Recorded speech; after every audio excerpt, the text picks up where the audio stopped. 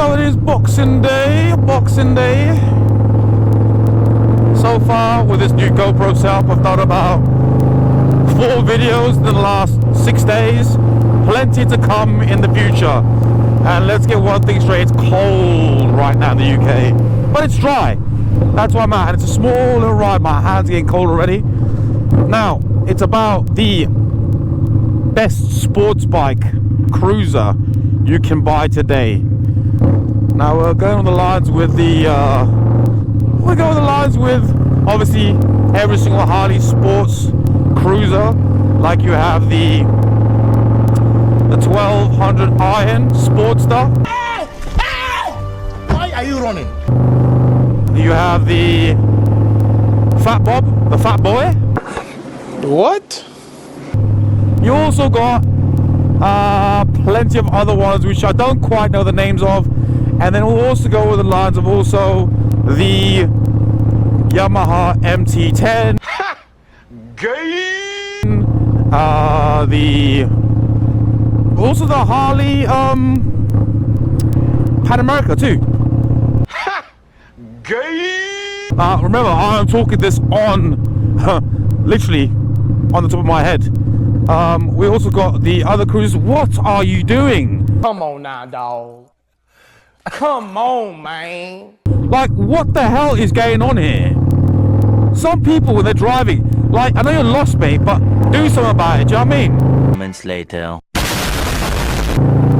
Some people just haven't got a fucking clue. They're like slowing up for no fucking reason. Maybe put your hazards on, bro. So we have also then the all the cruisers as well, like the MT-07 as well. The Honda 600s. Stop it. Get some help. You know, the CBR 600s. The BMW 1000R. Why are you gay? Who says I'm gay? You are gay. Now, don't get me wrong, some of these bikes are faster and it gets the top end. But most of them, like the Ninja 600 or the MT10, like, I'll keep up with them. Maybe even pull a little bit of them, depending on the rider and how confident they are. I mean, it's all about the rider on the motorcycle, do you know what I mean? Like, you can have a really fast bike, but the rider really dictates how fast that bike's really gonna go. So that was a f***ing lie. Now on this, I'm fairly comfortable on it as well. I've had it for a while, I understand it. Now, yes, if I was to jump on like an MT10 or whatever, it would be faster for sure, you know, without a doubt.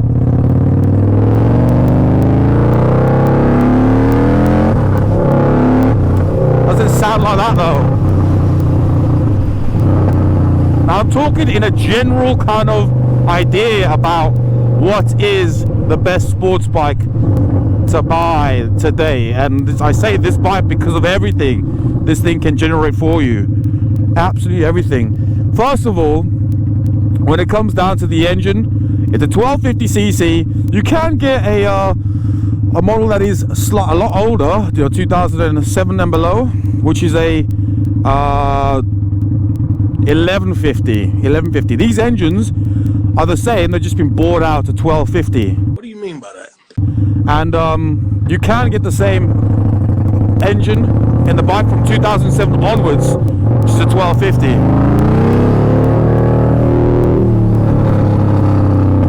And get one thing straight, they are not slow by any measure for the weight these things have as well. The 1250, and it's water cooled. It ain't air cooled like any other Harley.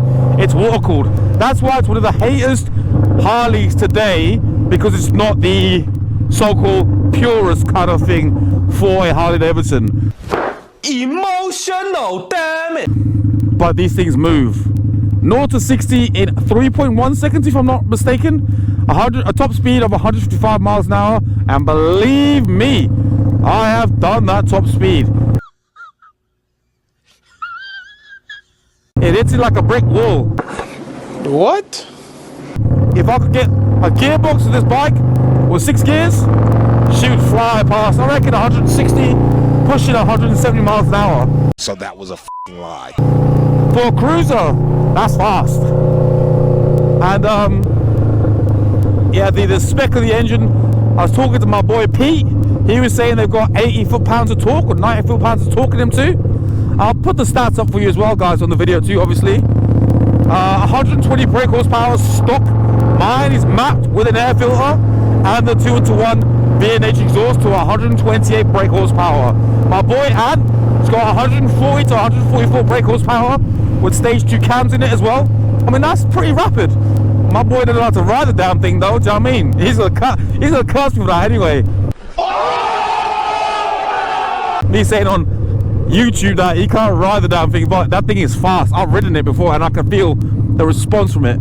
So yeah, 120 brake horsepower, 80 to 90 foot-pounds of torque. Mine's got 128 with a map, with an exhaust system on it, and also an air filter on it, which is alright, you know.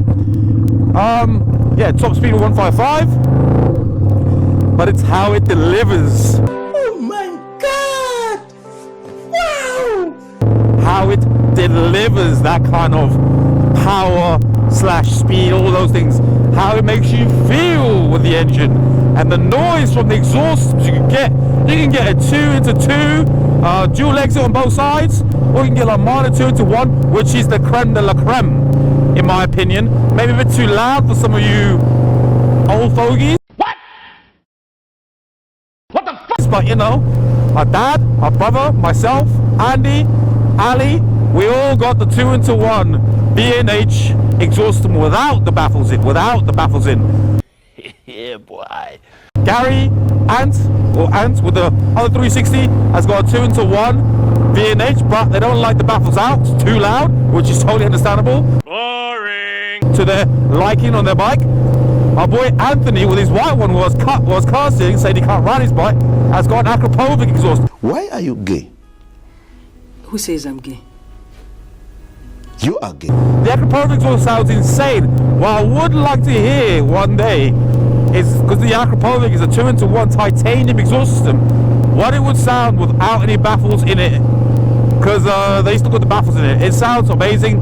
It's a bit more of a prettier in a kind of fashionable design, whereas the V&H is quite raw. In that sense, like a drag style kind of look. The Akrapovic is more like a sports bike kind of look on itself. Now you got the 1250 with the exhaust system. The noise of the V-Rod, what it gives you is a completely different tone, like you have from the R1 or the MT10. They've got their own noise that they make, and Pete and I were saying it's just such a different noise. Like I could hear a V-Rod from a mile away. I'm gonna come. Oh. If it was riding down the road, obviously with the exhaust system on it, but I could hear it a mile away. Whatever exhaust it may have, it's got this tone that no other bike has. Nice. And even when it's like the same brand, like you have the Yamaha R1, the MT10, I mean, I don't know if they have the same engines, but because crossplane, but they got the same tone. Boring. So this bike stands alone with the same tone for any other bike. No other bike apart from the V-Rod has this tone, and it sounds ridiculous. Like it literally makes you feel that petrol head kind of passion when riding and experiencing this whole motorcycle.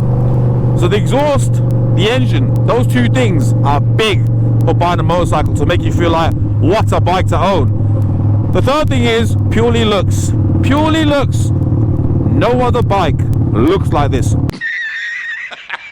Not one will ever look like this. The only one will look like this is our V-Rod. That's the only thing. You can customize it. You can change everything on it. It is down to you as a personal preference. And there's plenty of different ways people have customized these bikes. Whether they've kept it to the stock OEM look with slightly girthier situations, on the white wheels on the front or the rear. I just saw on Facebook, which I will be pushing this in, the first V-Rod I've seen that's got a single-sided swing arm 360, but also a stretched by 4 inches swing arm on the rear. Completely different. Like It's endless amounts of mods you can do to these things. You think, oh yeah, you've done it all. Me, I'm like, yeah, I got a 400 single swing arm. My boy texted me, he said, brother, you could have gone for a 4-inch stretched single swing arm. I was like, yeah, but where does it stop? I'm gonna come. Oh.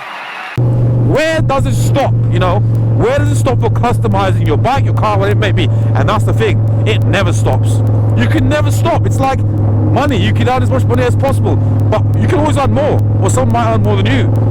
But the whole idea is to be able to give your own personality to something that you own, and that's the thrill of being a petrol head. It's an expensive hobby. You're broke! You're f***ing poor! An expensive hobby, but I love it. And also, that comes along with also enjoying it with the boys. Gay. That's the other thing that makes this bike very, very sellable too, and you should buy one. Stock wise, the bike is gorgeous as well. By the fact of, let's say, the tail tidy on the rear looks absolutely disgusting.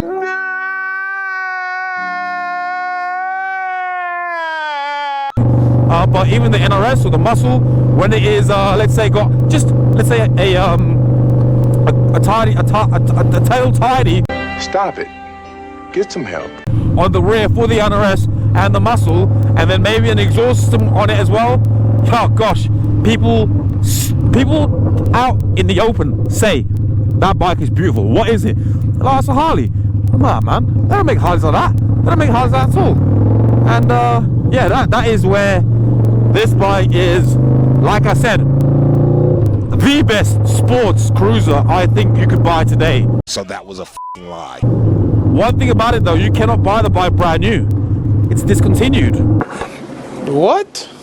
Which again makes it a reason why it's the best sports cruiser you could buy today. Because it's discontinued, the value of the bike's only going to go up 100%. Yeah, boy. Yeah, the market today is a bit shitty, if you know what I mean. However, when's the market been shitty for everything right now? BMW S1000 RRs, they are going for about 6 to 7 G's, people. It's payback time. That's because the insurance, all the bikes today are down in value. So when they pick back up, well, let's see where the V-Rod's going to be. Currently right now, there's a V-Rod for sale for about 100 G's right now. Damn! And I have to say, one's been sold for 100 G's. You tell me one motorcycle out there right now that's been sold for 100 G's. Stop it. Get some help. £100,000. Come on now. Come on now.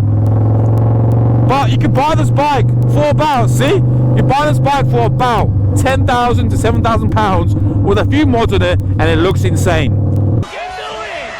Sounds insane, will keep its value, and I promise you, tell them to any bike meet, they'll be like, wow, a V-Rod. Gay. They're so rare. They're so rare. And that's the one reason why owning one is so lovely. But it's not just that. It's the way it rides, the way, the presence it has on the road is insane. And I'm going to generate this bike on the internet. I'm going to talk about it. I'm going to expose it to the world to see what it is and why this bike should be so much more popular. Because it makes me feel so goddamn good. What do you mean by that? Oh Lord, you see that? I'm gonna come. Oh. That is a noise of the gods right there. Oh, baby. Now the next thing we're going to talk about is, let's talk about when it comes down to, I said about the people. You buy a V-Rod in the UK? Join us. Join us on the UK V-Rodders group. Just a Facebook group, chilled out group to enjoy a bit of riding together. That's it. We're not a bikers club. And there's plenty of the V-Rods around Europe that we tend to go and do their events, or just groups. We ain't bloody hell, my hands are cold. We ain't a motorcycle club. Get one thing straight. We're just a group with V-Rods because they're so rare and so sick. Woo! And the boys in the UK and the girls, there's about 4 or 5 girls that own V-Rods as well in the UK, another 5 in Europe. She want me. She want me. sick bike, honestly, sick bike. And hey, even give it a thumbs up. Let's open her up, shall we?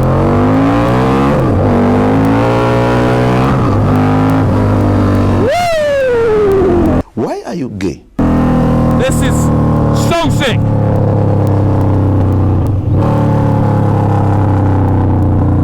Boxing Day cruise? Well, I'm actually gonna get some gifts still. Oh my gosh. It's just an absolute beautiful, beautiful bike. Get in the middle of these bad boys.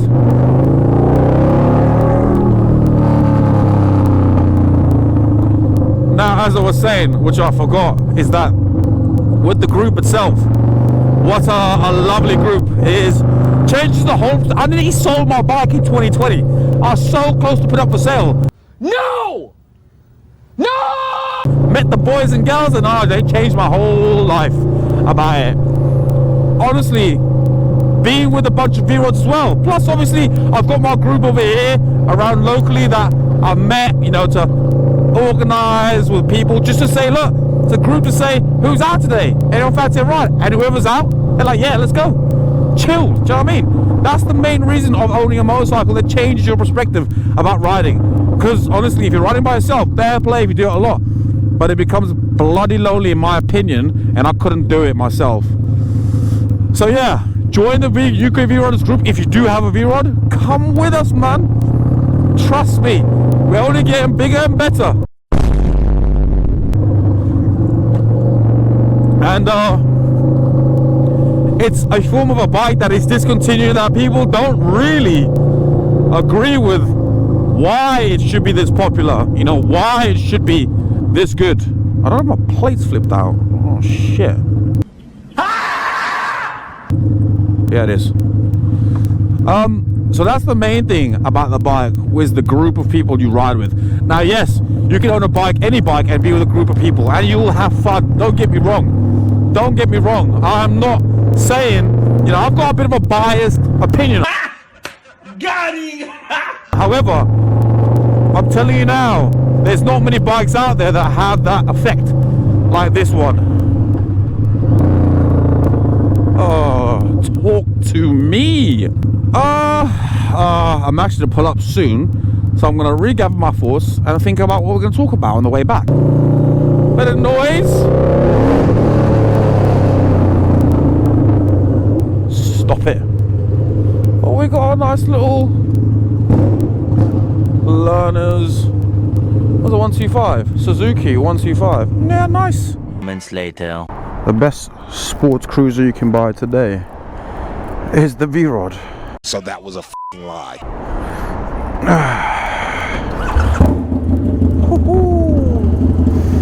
One thing about this bike, when it starts up, sounds absolutely ridiculous. What's he doing? He's beginning to believe. Absolutely ridiculous. So we're going to talk about maintenance on this bad boy. Maintenance is one of the key things for any automobile. One for the rolling burnout. Come on, come on.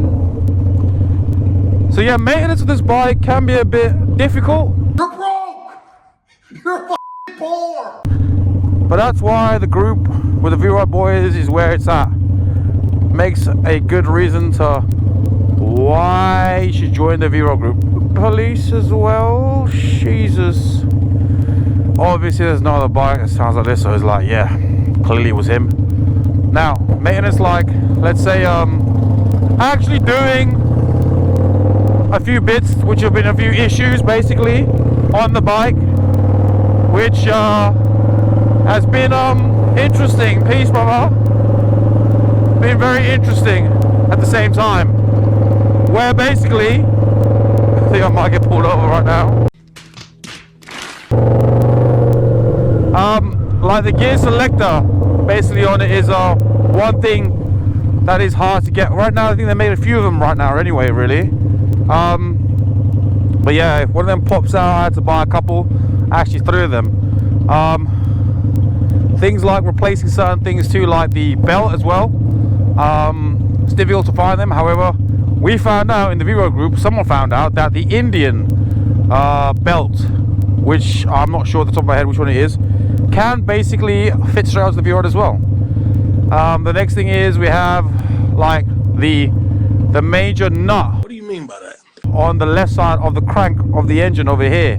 Basically that involves having to be tightened because there's been a few issues from when you've bought the bike from Harley that they're not 100% secure, and once it comes loose your engine is screwed basically.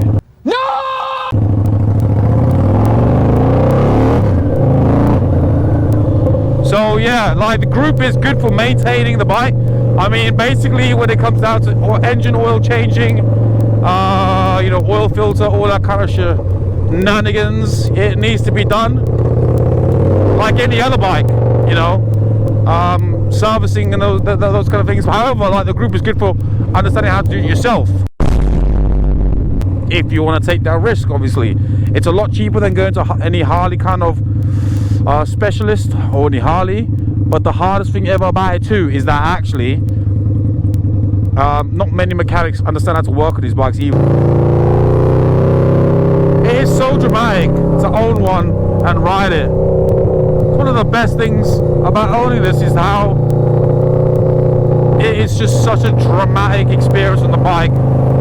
Noise, speed, power, all of it. Coolness. What more can you want from a bike? Now yes, it's a Harley. Some people don't like Harleys, don't get me wrong. That's your own personal opinion. However, this is one of the Harleys that would actually change your mind to own one. Now the price of it, yes, can be a bit extortionate once they're customized. However, that meaning you get value for your money. Spending the money on your bike, on your V-Rod, can always pay off down the road when basically selling it on. But for me, if I ever sell it on, I will not be without one. I will buy one straight away back and just do another project on it. The next thing is I've got the bits sprayed up on my bike. Now mine was a muscle, therefore the actual bike was aluminium on the handlebars, the triple trees, the engine covers, the wheels. It was all aluminium. And the reason why I sprayed the parts is, yes, because obviously they look cool with a different color on them, but second of all as well is that the aluminium pits like a bitch, and it's the worst thing to have to polish and yada yada yada. They say the Harley owners are polishing their bikes and put their finger up in the air for the temperature to see if it's decent weather to go out right now. Why are you gay? Who says I'm gay? You are gay. And I do not want to have that discussion with myself being like, oh, shall I polish my bike? Shall I polish it? Oh, shall I polish it? Shall I go out in this weather? Is it any good? I'm gonna go into here because we can, people. We can. Yeah. Oh yeah. So that's one thing why I changed the colors of my bike, obviously to give you a custom look, but also in the fact that it also doesn't pit because it's powder coated. So the aluminium is all been sprayed up, even the base of the engine, which was cast basically, I've painted that satin black, and you can see it looks perfect. No marks, no bubbles or nothing. I mean, that's why I did it, and plus for the fact that customizing it is cool. So the aluminium pieces, you can buy the night rod special, which comes all black. That's one cool thing you can buy for a bike, is that it's already, the engine's black, the wheels are black, the bars are black, everything is basically black. The only colors that would be different would be the actual bodywork itself versus the exhaust as well, the swing arms, the suspension. The only thing is the calipers. My calipers, I had them straight gloss black as well, whereas normally they wouldn't be gloss black. They would be this funky little kind of plasticky looking black, matte, not matte even. It's just terrible. Do you know what I mean? Like, yeah, there's no brighten to it, whereas the rest of the bike is black on the NRS, and you got these calipers that are just like this dull black. So I've got them spray gloss black as well. The next thing, obviously, you get your covers. You can buy those covers, like the axle covers for the swing arm, for the front axle on the wheel, on the rear axle of the wheel. You can get them from actually Aliwish too, which they do fit, and they are cheap, and it's worth it. That's exactly where I got mine from, on the front and the swing arm. I haven't put mine on the rear wheel locking nut yet, just can't bother at the moment. Doesn't really make that much of a difference right now. Yeah, you can do the forks, the pegs as well. I've got the stock braking lever, which I'll add powder coated copper as well, and then obviously we've got the other side too for the gear levers and different pegs as well. I'm getting this one over here for the gears to be powder coated copper as well, and a new horn to go copper too. I'm also going to look at taking this cover over here, which the stock one is aluminium, and get that spread anyway, just because I can. And that side, and also for the clutch master cylinder, you can't put this on the slave because this is an Oberon slave. I'm thinking, really, I just don't quite like the black slave. You know, I painted that satin black.